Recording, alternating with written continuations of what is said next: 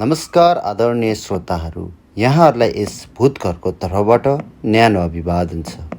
तपाईँहरूको साथ र मायाले आज हामी 1K को फ्यामिली हुन पुगेका छौँ। आशा छ छिट्टै नै हामी 10K हुँदै 100K हुँदै मिलियनसम्म पुग्ने नै छौँ। 1K सदस्यहरू सबैमा मेरो हृदयदेखि नै मुरी धन्यवाद व्यक्त गर्दै म आजको घटनाहरू तपाईँहरूमाझ लिएर आइसकेको छु। आज हामीले केही नौलो प्रस्तुति यहाँहरूमाझ प्रस्तुत गर्ने आशा लिएर आएका छौँ र हामीले हाम्रै छिमेकी राष्ट्र भारतबाट कसैले लेखेको र कसैले आफ्नो जीवनमा भोगेको कथा अथवा घटनाबारे कहीँ लेखिएको लेखबाट तपाईँहरूलाई यो घटनाहरू सुनाउन गइरहेका छौँ। आशा छ तपाईँहरूले यसलाई पनि मन पराइदिनुहुनेछ र हामीलाई पहिला जस्तै गरी माया गरिदिनुहुनेछ भन्दै लागौँ आजको घटनाहरूतर्फ। Hello everyone, myself Vijay Nandan Bhajpai and I am belongs to Bihar र म एक बिहार पुलिसमा नियुक्त पुलिस अफिसर हुँ र मेरो जीवनमा यस्ता अनेकौँ रोचक घटनाहरू घटेका छन् जुन म यहाँ शब्दमा व्यक्त गर्न त सक्दिनँ र मैले लेखेको कतिपय घटनाक्रमहरू पनि सायदै मेरो जीवनमा नघटेको भए म निकै नै आभारी हुन्थेँ होला। तर यस्तो घटना पनि मेरो जीवनमा घट्न गयो कि जुन म आजको मितिसम्म पनि भुल्न सक्दिनँ र सायदै यो घटना र यस्ता मेरो आपराधिक क्रियाकलापहरू सम्बन्धीको सोधखोज र छानबिनको क्रममा देखा परेको यो घटना हो। कुरो 40 वर्ष अगाडिको। म त्यस बेलामा जागिरमा बल्ल लागेको थिएँ र बिहार पुलिसबाट म बिहारकै क्षेत्रमा नियुक्त भएर खटिएको थिएँ। त्यस बेलामा एक दिन हामी त्यसरी आपराधिक क्रियाकलापको बारेमा छानबिन गर्नलाई एउटा घरमा पुगियो। सो घरमा एउटा कोठामा एकजना व्यक्ति झुन्डिएर मरेको थियो र त्यो लास एक पुरुषको थियो। जुन लास यस्तो अवस्थामा थियो कि मानौ त्यो लास त्यहाँ कसरी आयो र के भएर आयो भन्ने विषयमा हामीलाई कुनै विवादको कुरा नै थिएन। तर जब त्यसको छानबिन गरिँदै गयो तब त्यस घटनामा यस्ता अलौकिक र अपत्यारिक घटनाक्रमहरू सामुन्ने आयो कि जुन घटनाक्रम र जुन केस फाइल भएको थियो त्यो आजसम्म पनि हामीले सल्भ गर्न सकिएको छैन। त्यस मरेको व्यक्तिको शरीर त एक पङ्खामा झुन्डिएको थियो। मानौ त्यो एउटा साधारण तरिकाले आफूले आफैलाई आत्महत्या गरेको भनेर देख्न सकिन्थ्यो। तर त्यो आत्महत्या नभएर त्यो कुनै एक व्यक्तिले रचना रचेर गरेको हत्या जस्तै थियो। किनकि त्यसरी केस फाइल हामीले चेक गर्ने क्रममा मेरो दिमाग एकदमै सातिर तरिकाले चल्ने गर्दथ्यो र त्यहाँ गई मेरो सबैभन्दा पहिलो ध्यान त्यो व्यक्ति कसरी मर्यो, किन आत्महत्या गर्यो भन्ने विषयमा गयो र गएर हेर्दा त्यस कोठामा जुन ढोका थियो त्यो ढोका पूर्ण रूपले बन्द गरिएको थियो। मानौ त्यसलाई भित्रबाटै कसैले बन्द गरिराखेको थियो र त्यसको झ्याल पनि भित्रबाटै बन्द थियो। सोही हुनाले हामीले झ्याल फोडेर भित्र गई त्यसको छानबिन गरेका थियौँ।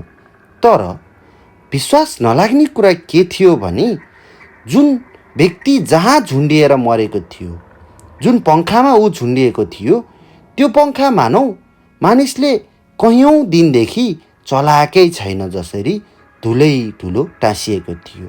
र अर्को विश्वास गर्न नसकिने कुरा के थियो भने त्यो व्यक्ति झुन्डेको थियो भने त सायदै उसको तल न कुनै टेबल या कुनै कुर्सी त लडेको हुन्थ्यो होला। तर त्यहाँ कसैले ल्याएर झुन्डाएको जसरी न कुनै टेबल थियो न कुनै कुर्सी नै।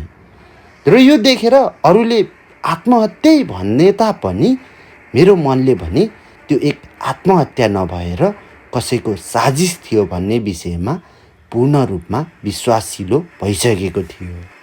यस्ता आपराधिक क्रियाकलापको छानबिन र सोधखोजका साथसाथै केसलाई सल्भ गर्ने क्रममा म यस्ता घटनाहरूप्रति निकै नै सजग र सायदै त्यसमा खुलिसकेको थिएँ। सोही हुनाले मेरो त्यस घटनाप्रति पनि एक प्रकारको विचित्रको भावना पैदा भइसकेको थियो। या भनौँ मलाई त्यो एक आत्महत्या नभएर त्यो एक हत्या हो भन्ने विषयमा पूर्ण रूपमा विश्वास लागिसकेको थियो। र त्यो लासको अवस्था यस्तो थियो कि मानौ त्यसलाई त्यहाँ कसैले ल्याएर आएर झुन्डाइदिएको थियो र त्यस लासमा कुनै शरीरको भागमा पनि रगत बाँकी नभएको जसरी पुरै शरीर निलो भइसकेको थियो र मानौ उसको शरीरबाट भएका जति सबै रगत जति कसैले झिकेर या चुसेर सकाइसकेको जस्तो अवस्थामा थियो। त्यस लासको अवस्था देखेर म यति चाहिँ भन्न सक्छु कि त्यो लास एक हड्डी र छाला मात्रैको शरीर थियो। न त्यसमा कुनै ज्यान थियो होला पहिले, न त्यसमा कुनै शारीरिक कोषहरू र रगतको प्रसारण हुन्थ्यो होला भन्ने सोच आइसकेको थियो। किनकि अवस्था नै यति नाजुक र यति दयनीय पाराको थियो कि त्यसलाई मैले यहाँ लेखेर बयान गर्न भने सक्दिनँ। र हामीले त्यस लासलाई जसोतसो निकालेर हामीले पोस्टमार्टमको लागि पठाइयो र त्यस पोस्टमार्टमको रिपोर्ट आउनलाई करिब 2 दिन लाग्ने अवस्था थियो। सो अवस्थाभरि भने हामी त्यस रुममा विभिन्न निरीक्षण गरिरहेका थियौँ। तर निरीक्षणको क्रममा पनि त्यस कोठामा निकै नै सोही लासको गन्ध आइरहेको थियो। र पोस्टमार्टमको रिपोर्ट आउने दिनमा हामीले के थाहा पाइयो भने त्यो पोस्टमार्टम त आत्महत्या नभएर कसैले हत्या गर्ने निर्णयले नै मारेको रहेछ भनेर पत्ता लाग्यो। र त्यो लास जुन हामीले 1 दिन अगाडि झिकेर लगेका थियौँ त्यो लास त 10 दिन अगाडि नै कसैले मारेर या त्यो व्यक्ति स्वयंले आत्महत्या गरेर मरेको बढी थियो रहेछ। र त्यो लासमा डाक्टरको भनाइअनुसार त्यो लासको प्रत्येक शरीरमा विभिन्न प्रकारका चोटहरू थिए रे। मानौ उसलाई कसैले ढुङ्गाले हिर्काएको या लट्ठीले हिर्काएर शरीरभरि चोट पुर्याएको थियो रे। र उसको हाड छालामा पनि निकै नै चोटको अवशेष थियो रे। र उसको शरीरमा विभिन्न ठाउँमा कोतारेको र चिथोरेको डोप पनि थियो भनेर पोस्टमार्टम रिपोर्टबाट बाहिर आएको थियो। र हामीले जहाँसम्म त्यस लासको अवस्था देखेका थियौँ त्यस लासको शरीरमा एउटा प्यान्ट र एउटा सर्ट मात्रै लगाइएको अवस्थामा थियो। र त्यस प्यान्ट र सर्टको अवस्था यस्तो थियो कि मानौ उसले भर्खरै नयाँ सर्ट प्यान्ट झिकेर लगाएको थियो र त्यसमा न कुनै दागको, न कुनै रगतको, न नै कुनै चिथारिएको या कोतारिएको थियो भने त च्यातिन्थ्यो पनि होला, तर न कुनै च्यातिएको अवशेष नै थियो। मानौ त्यसलाई कसैले सर्लक्कै नयाँ लुगा झिकेर उसलाई लगाइदिएको थियो। तर त्यो पोस्टमार्टमको रिपोर्टले मलाई मेरो दिमाग झनै बढी सड्काइदियो र म त्यस सम्बन्धी झन बढी खोज गर्नलाई आतुर भएँ। र एक दिन म मेरो 2 जना पुलिस सहकर्मीहरूलाई साथैमा लिएर त्यस घरमा पूर्ण छानबिन गर्न गएँ। जस्तो त्यो गन्ध त्यस शरीरबाट केही दिन अगाडि आएको थियो, आज 5औँ-6औँ दिन हुँदा पनि त्यस कोठाबाट सोही तरिकाको गन्ध आइरहेको थियो। तर मेरो जीवनकालमा कहिल्यै पनि यस्तो भएको थिएन कि कसैको शरीर कुनै ठाउँबाट लगिसकेको अवस्था भइसकेपछि पनि त्यसरी गन्ध आएको होस्। कम्तीमा 1 दिन या त 2 दिन मात्रै गन्ध आउने गर्थ्यो, तर गन्ध निकै मन्द हुँदै हराउँदै गएको हुन्थ्यो। तर त्यस कोठामा भने 5औँ दिन हुँदासम्म पनि सोही तरिकाको गन्ध, झनभन्दा झन कडा खालको गन्ध आइरहेको थियो। मैले सोची होइन, यस्तो गन्ध त कहिल्यै आउँदैन थियो, कुनै अवस्थामा आएको थाहा छैन आजसम्म भनेर मेरा 2 सहकर्मीहरूलाई पनि त्यस कोठाको राम्रोसँग छानबिन गर्न लगाएँ। र यसरी छानबिन गर्ने क्रममा हामीले भुइँतलामा देखियो कि त्यहाँ त फ्लोरिङ यानि कि पार्केटिङ पो ओछ्याइएको रहेछ। र त्यो पार्केट ओछ्याएको ठाउँ पूर्ण रूपले काठको हुन्छ र त्यो काठको पार्केटिङमा कता कता त्यस व्यक्तिको शरीरको छालाहरू र त्यस व्यक्तिका लास झार्दाखेरि झरेका केही अवशेषहरू थिए। सायदै हामीले त्यही गनाएको होला भन्ने सोच्दै त्यसलाई खासै वास्ता गरिएका थिएनौँ। तर जब म सोही तर्फबाट हिँड्ने कोसिस गर्छु त त्यहाँ त खोक्रो खोक्रो खाली खाली भाग भएको जसरी आवाज आउँछ।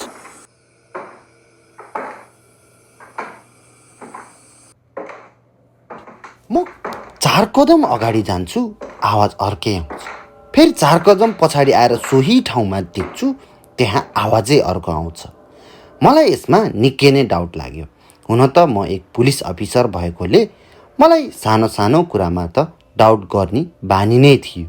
सोही हुनाले मैले त्यस पार्केट मुनि के छ होला, किन यहाँबाट यस्तो साह्रो गन्ध आयो भनेर मेरो सहकर्मीलाई त्यस पार्केटिङ स्पटमा खोज्न या भनौँ खन्न लगाए। र त्यहाँ उसले खनिसकेपछि त्यहाँ त हामीले देखिन्छ कि त्यहाँ 4x4 को एउटा अलग्गै कोठा थियो, या भनौँ कोठाभित्र पनि कसैले एउटा अर्कै छुट्टै कोठा बनाएको थियो। र हामीले त्यो कोठामा निरीक्षण गर्दा त्यो कोठा निकै नै अन्धकार थियो र त्यो गन्ध पनि सोही सानो कोठाभित्रबाट आइरहेको थियो। र हामीले त्यस 4x4 को कोठाको माथिको ढकन जति सबैलाई खोलियो र जब त्यहाँ हामीले फ्ल्यासले हेरियो, लाइट बालेर त्यहाँ हेर्दा त त्यहाँ एउटा सानो बाक्सा या भनौँ मानिसले कपडा राख्ने सन्दुक जस्तै काठको बाक्सा थियो। र हामीले मेरो सहकर्मी टोलीहरूसँग मिलेर त्यो बाक्सालाई बाहिर निकालियो। जब हामीले त्यो बाक्सा बाहिर निकाली खोलेर हेरियो, त्यसमा त एक कङ्काल थियो। र त्यो कङ्कालको अवस्था यस्तो थियो कि मानौ 6-7 महिना अगाडि नै कसैले त्यो मानिसको शरीरलाई त्यहाँ प्याक गरेर या भनौँ मारिराखेर त्यसमा बन्द गरेर फालिएको अवस्थामा थियो। र त्यसमा रहेको शरीरका छालाहरू जति जम्मै कुहिएर अघि नै झरिसकेका र त्यसका कङ्कालहरू मात्रै केही केही भागमा मासुका अवशेष रहेर बाँकी रहेका थिए। र यो कुरा देखेर म निकै नै अचम्मित भएँ। लासमाथि अर्को लास, जबकि एक घटनाको हामीलाई राम्रोसँग निष्कर्ष निस्केको थिएन, त्यो केस एउटा पुरा भएको थिएन, अर्को लास। यो देखेर म निकै नै आत्तिसकेको थिएँ, किनकि त्यसरी केसमाथि केस थपिँदा हामीलाई प्रेसर पनि सोही अनुसार बढ्ने गर्थ्यो। र हामीले तुरुन्तै त्यो लासलाई फेरि पोस्टमार्टमको लागि पठाइयो। र त्यो पोस्टमार्टमको रिपोर्ट आउन हामीलाई 2 दिन लाग्ने अवस्था थियो। सोही क्रममा मैले त्यस मृत्यु भएको युवक या भनौँ आत्महत्या स्वरूप मरिएको केटाको केस फाइल चेक गरी र उसको केस फाइल चेक गर्दा करिब 6 महिना अगाडि उसले आफ्नो श्रीमती गायब भएको भनेर रिपोर्ट दर्जा गरेको रहेछ। र पुलिसहरूले पनि करिब 10 दिनसम्म छानबिन गर्दा पनि त्यो उक्त गायब भएकी आइमाई पत्ता लगाउन नसकेपछि केसलाई हल्का रूपले लिँदै बन्द गरिएको रहेछ। र उसको श्रीमती हराएको केस फाइल गर्ने भने सोही युवक आफै रहेछन्। र त्यस युवकले श्रीमती हराई भनेर पुलिस चौकीमा केस गरेको रहेछ। र यसरी मैले उसको फाइलहरू केसहरू चेक गर्दा गर्दै करिब 2 दिनपछि हाम्रो पोस्टमार्टमको रिपोर्ट आयो। जब त्यस पोस्टमार्टमको रिपोर्ट आयो तब थाहा पाइयो कि त्यो बाक्सामा कैद रहेको कङ्काल त त्यही आत्महत्या स्वरूप मरेको युवकको श्रीमतीको कङ्काल पो रहेछ। र त्यो श्रीमतीको कङ्काललाई पनि त्यही पुरुषको जस्तै गरेर केही कोर्राले हिर्काएको डोप र कहीँ कतै लट्ठीले या भनौँ ढुङ्गाले हिर्काएको चोटहरू देखा परेको थियो। र त्यस आइमाईको शरीरमा पनि त्यो चोटको दागहरू जुन त्यस पुरुषको शरीरमा देखिएको थियो। र त्यस पुरुषको शरीर पनि पुरै त्यो महिलाको शरीरमा लागेको चोट स्वयं अनुसार नै जस्ताको तस्तै चोटहरू थिए। र त्यस पुरुषको शरीरबाट हामीले अर्को के पत्ता लगाइएको थियो भने त्यसको जति जति कोतारिएको भागमा जति जति मासुहरू चितारिएको थियो र त्यो चितारिएर हराएको मासु त त्यही कङ्कालको हातको नङ्ग्राहरूमा टाँसिएको भेटिएको थियो। यो देखेर भने मेरा सहकर्मी मित्रहरूले, सर, यो त त्यो केटालाई चाहिँ यसकै बुढीले मारेको हो, यसले 6 महिना अगाडि आफ्नै बुढीलाई मारेर यहाँ बन्द गरेर राखेको हुनसक्छ र यसकै बुढीको आत्मा आएर यसलाई त्यसरी नै मारेको हो सर भन्दै मलाई यसको बारेमा सुनाएका थिए। तर मैले जहाँसम्म यस्ता अलौकिक घटनाहरूप्रति खासै विश्वास गर्दिन थिएँ र सोही हुनाले मैले त्यो कुरालाई खासै ध्यान नदिएर केसलाई अगाडि बढाउन कोसिस गरेँ। तर जति कोसिस गरे तापनि त्यो केस पनि मैले कहिल्यै सल्भ गर्न सकिनँ। जहाँसम्म लाग्छ मेरा सहकर्मी मित्रहरू सही नै थियो होलान् र उनीहरूले नै भनेअनुसार सोही महिलाको आत्माले त्यस पुरुषलाई त्यही घरभित्र मारेर आफूलाई जुन पीडाले मारेको थियो त्यही पीडा दिने कोसिस गरेकी थिइन् होला। हस् त श्रोताहरू, हाम्रो यो पहिलो प्रस्तुति कस्तो लाग्यो कृपया प्रतिक्रिया दिन नभुल्नुहोला र लागौँ आजको दोस्रो घटनातर्फ। Hello everyone, myself Vijay Nandan Bhajpai and I belongs to Bihar. र म जसरी मेरो पुलिस केसको विभिन्न घटनाहरू मैले स्टडी गर्दै जान्थेँ त्यसै अनुसार कतिपय घटनाहरू अलौकिक निस्किँदै जान्थे। त्यसै क्रममा र मेरो अर्को जीवनमा घटेको एक अलौकिक घटना के थियो भने एक दिनको कुरा हो। म मेरो अफिसमा त्यसै गरी काम गरिरहेको अवस्थामा थिएँ र अचानक मलाई मेरो कन्स्टेबलले एउटा अत्यन्तै रोचक मर्डरको बारेमा सुनायो र त्यस मर्डर केस बारेमा छानबिन गर्नलाई जानको लागि अनुरोध गर्यो र म पनि सोही मर्डर केसको छानबिनको लागि त्यस ठाउँमा पुगेँ। जब म त्यस मर्डर भएको ठाउँमा पुगेँ, त्यस मर्डर गरिएको शरीर देखेर म निकै नै अचम्ममा परेँ, किनकि त्यो मर्डर गरिएको शरीरमा न कुनै खुनको अवस्था बाँकी थियो, न कुनै त्यसमा मारिएको कुनै सङ्केत नै थियो। बस त्यसको नजरमा एक निकै नै डर र आत्तिएको भावना मात्रै थियो र त्यो शरीर यस्तो थियो कि मानौ त्यसमा रहेको सबै रगत निकालिएर त्यसलाई सो अवस्थामा मर्नलाई छाडिएको थियो। यस्तो अवस्थामा रहेको त्यो मृत शरीर देखेर म निकै नै सोचमग्न भइसकेको थिएँ र मेरो मनमा अनेकौँ खालका प्रश्नहरू उब्जिसकेका थिए। मानौ कसले मार्यो होला, कसरी मार्यो र यसमा भएको शारीरिक अवस्था के अवस्थाले यसरी रगतै नहुने तरिकामा पुग्यो होला भन्ने सोचमा पुगेको थिएँ।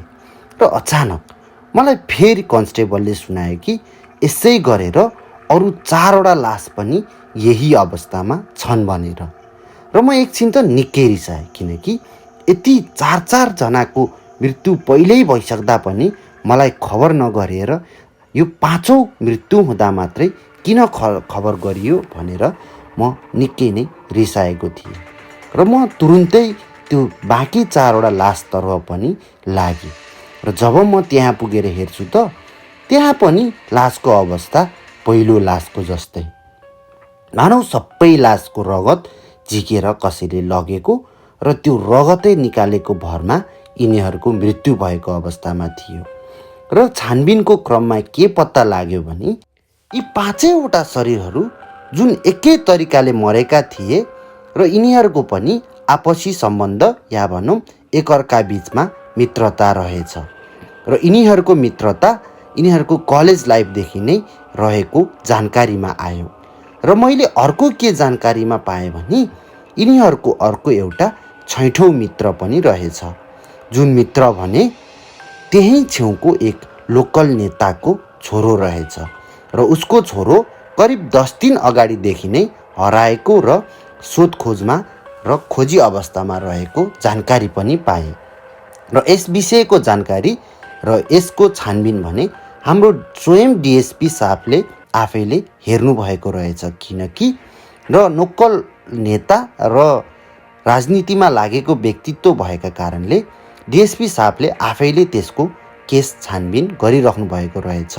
र जब मैले यसको बारेमा जानकारी पत्ता लगाएँ तब मैले डिएसपी साहबसँग सबै कुरा छलफल गरेँ र के पत्ता लाग्यो भने यिनीहरू कलेज समयदेखि नै सँगै रहेका र कलेज समयदेखि नै एकअर्कामा जोडिएका र निकै नै धनाढ्य परिवारमा सम्बन्ध राख्ने भएकाले डिएसपी साहबले आफैले यसको छानबिन गरिराख्नु भएको रहेछ। र अर्को मुख्य कुरा के भने सो नेताको छोरो चाहिँ आजसम्म पनि मृत अवस्थामा छ या कुन हालतमा छ भन्ने कुरामा जानकारी भने प्राप्त गर्न सकिएको रहेनछ। सोही हुनाले माथिबाट या भनौँ नेताजीबाट हाम्रो डिएसपी साहबलाई निकै नै प्रेसर आइरहेको रहेछ र यो केसको जिम्मा मलाई दिएर उहाँले मलाई यसको समाधान गर्न लगाउनु भयो। म पनि यस केसको विषयमा निकै नै गहिरिएर लागिरहेको थिएँ र हामीले यसको छानबिन गर्ने क्रममा सिसिटिभी फुटेजहरू चेक गर्न लागियो र त्यसरी सिसिटिभी फुटेज चेक गर्दा भने त्यहाँ अरू कोही नभएर स्वयं नेताकै छोरो प्रत्येक त्यस 5 जना मृत्यु भएका उसका साथीहरूका आएको रहेछ। केही दिन अगाडि मात्रै आएको र ऊ आएर गएको केही अवस्थापछि भने उनीहरू मृत अवस्थामा फेला परेका रहेछन्।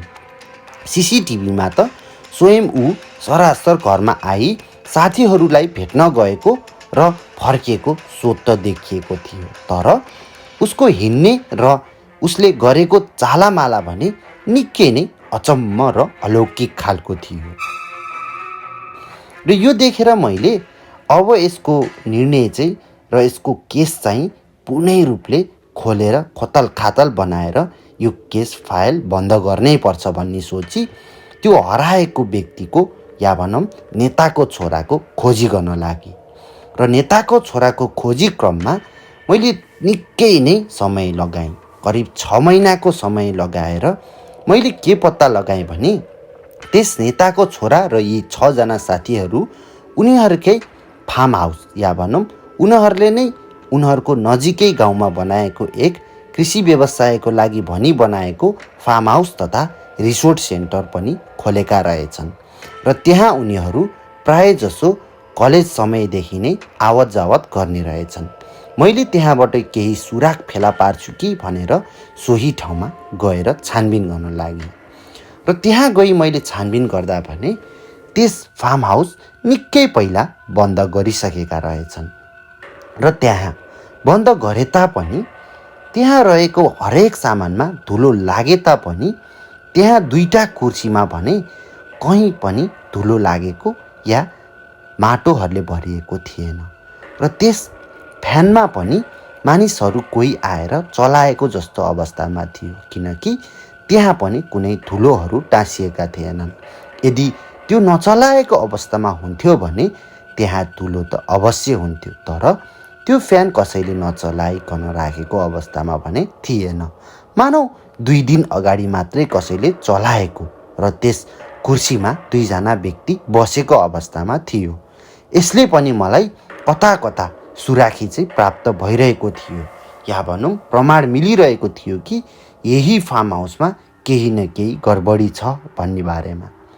र अर्को रोचक कुरा मैले के पनि पत्ता लगाएको थिएँ भने त्यस घरको हरेक कुना काप्चीमा छान मार्दा पनि त्यहाँ भने कुनै पनि सङ्केत पत्ता लाग्न सकेको थिएन। मानौ त्यो फार्म हाउस निकै पहिलेदेखि बन्द भएर बन्द अवस्थामै रहेको भेटिएको थिएँ र जब म त्यो सबै एभिडेन्स पत्ता लगाउन नसकेर निराश भएर फर्किँदै थिएँ अचानक उसैको घरमा काम गर्ने एक मालीलाई मैले बाटोमा भेटेँ या भनौँ उसकै गार्डन जाँदै गर्दा गार्डनकै बाटोमा भेटेँ र सो मालीसँग मैले विभिन्न कुराहरू सोधीखोजी गर्न थालेँ र सोधीखोजीको क्रममा के पत्ता लाग्यो भने त्यस घरमा एउटा बङ्कर रहेको र सो बङ्कर भने त्यसै घरको मेन ढोका खोलेको केही कदम अगाडिबाट भित्र छिर्न मिलिने रहेछ र मैले गएर हेर्दा त सो त्यही ठाउँ थियो जहाँ 2टा कुर्सी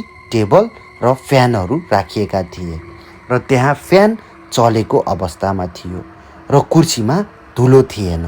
र मैले यताउति हेरेर एउटा टेबल देखेँ र त्यो टेबल यसो मुनि हेर्दा त त्यहाँ मुनि जान मिल्ने भर्याङ राखिएको रहेछ। र मैले त्यो भर्याङ हटाएर तल जाने विचार गरेँ, तर एक्लै त्यहाँ जाने आँट भने आएन, किनकि यतिका समयसम्म बन्द भएको ठाउँमा र त्यस्तो कोही पनि नआउने ठाउँमा त्यस्तो अनौठो खालको बङ्कर रहेको र त्यहाँ कुनै न कुनै अपराधिक क्रियाकलापमा संलग्न रहेका व्यक्तिहरू हुन सक्ने र मेरो ज्यानलाई पनि हानि हुन सक्ने सोच्दै मैले तुरुन्तै मेरा सहकर्मीहरूलाई बोलाएँ र सहकर्मीहरू पनि 5-6 जना तुरुन्तै आइहाले।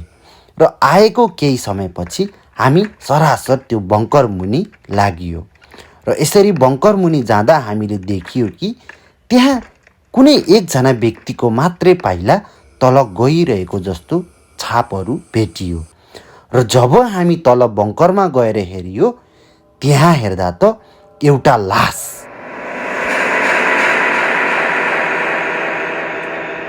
जुन लास साङ्लाले बेरेर भित्ता नजिकै बानिएर राखिएको थियो।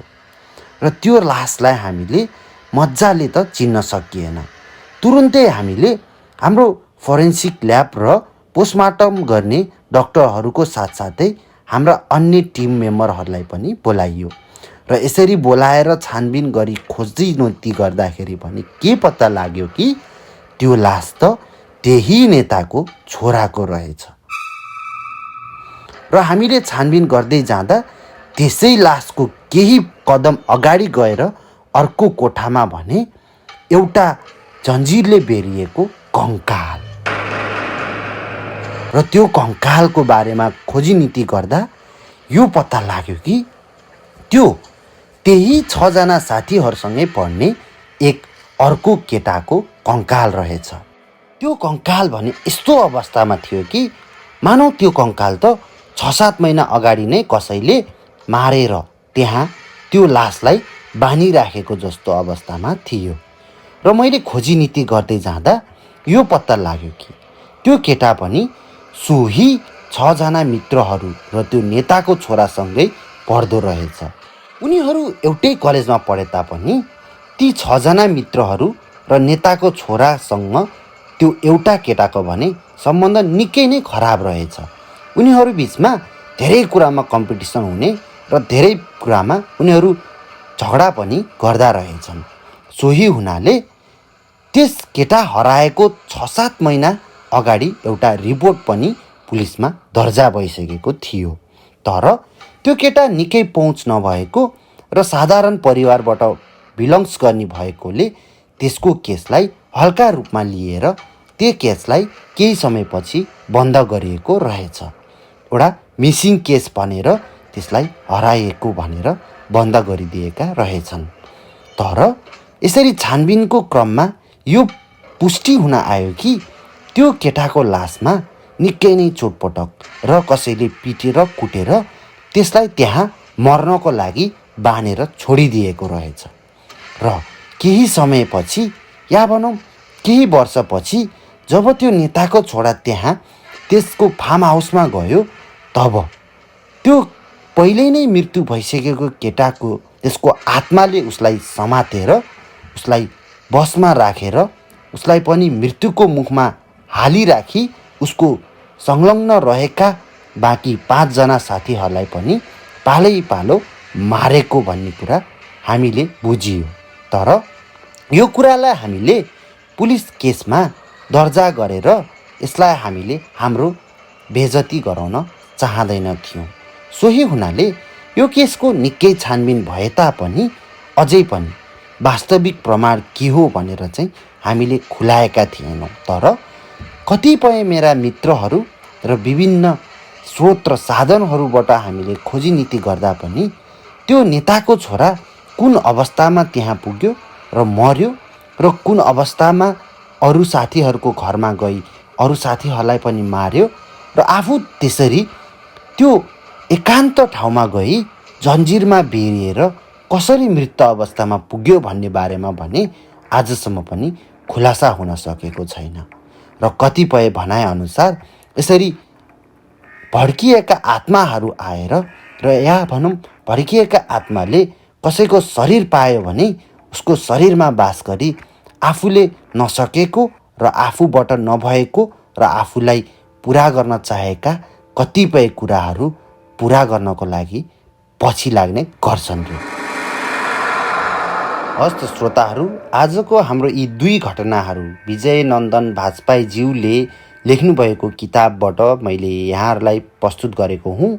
उहाँको यो स्टोरी मैले एउटा वेबसाइट मार्फत पढेको हुनाले मलाई निकै नै रोचक लागेर मैले तपाईँहरू सामुन्ने प्रस्तुत गरेको छु। आशा छ तपाईँले यसलाई मन पराइदिनु हुनेछ र यस्तै घटनाहरू लेखिएका, कतै कसैले भनिएका र कतै वेबसाइटमा भेटिएका घटनाहरूबारे पनि सुन्न तपाईँहरूलाई मनपर्छ भने हामीलाई कमेन्टमा लेखी पठाउनुहोला।